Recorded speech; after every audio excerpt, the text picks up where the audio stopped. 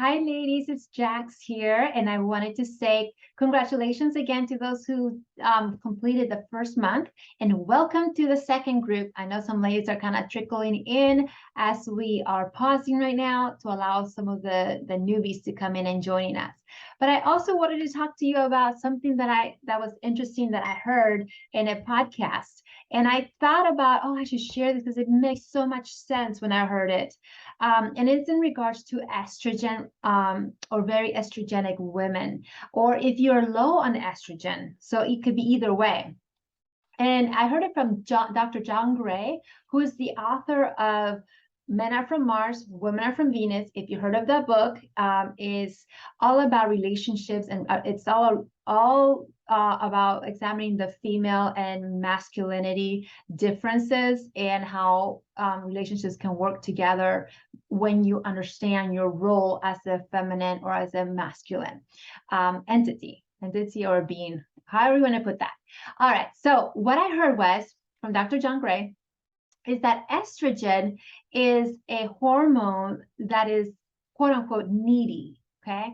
So if you're looking into building estrogen up and you are more on the masculine side, so every woman has some kind of ratio of feminine, this is your estrogen, and to your androgens, your male hormones. So everybody's so different. So you might be a little bit more feminine. Some are going to be a little bit more leaning towards the masculine.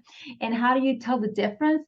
Typically, if you're really in your feminine side, you're going to be very needy. You're very, not that it's a bad thing. It's just you're more submissive, kind of more not, I don't know what the word is, but the point is, think of needy, like I need something, versus the masculine side where it's like, how can I help you?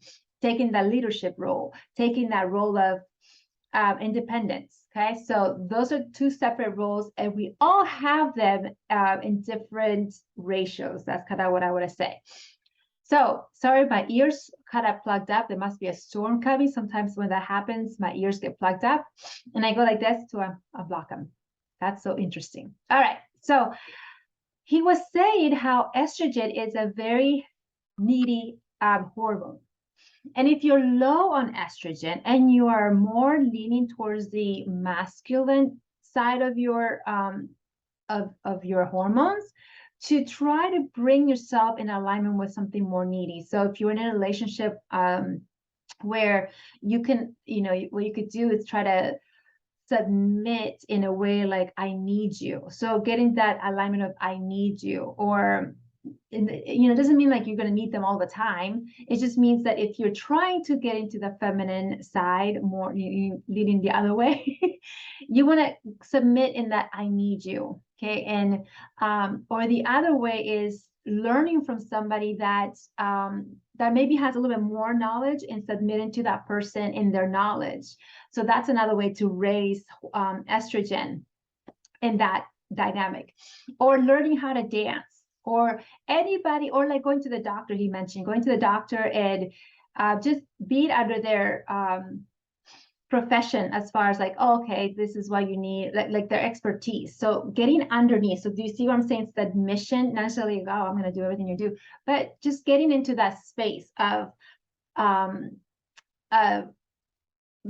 needing a service, needing something, whether you learn something from somebody.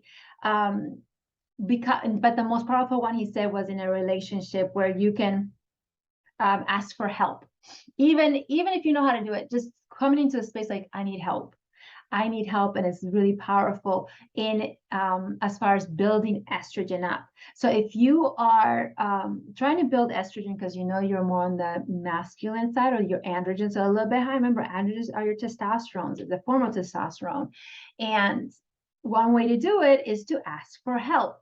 Okay, ask for help in a need, not like needy. I hope I'm conveying this correctly, but I thought it was brilliant because that is part of our femininity, right? That is part of our power, as far as like asking for help and receiving it, you know, and in the more masculine side, being in the role of leadership, or I want to fix it, or independence tends to be more masculine, or trying to, like, a businesswoman who's always trying to who's not in a relationship and is trying to make money.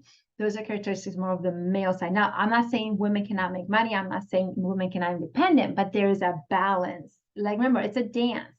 When, you know, you can be at a work, at your job, making money and bringing in, answering questions, and, you know, and fulfilling all these tasks that are more masculine. Then you come home and you can be more in the feminine side. So you take a dance class, or you're learning from somebody else, or you have a relationship where you say, I need help, you know, and you able to come back into your femininity. Okay.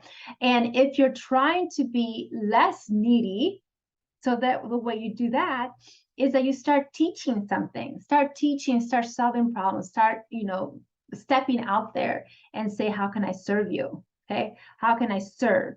And that's more leaning on the masculine. So those are simple ways to build estrogen, your estrogen levels. Like, if they're depleted, a good way to bring them up.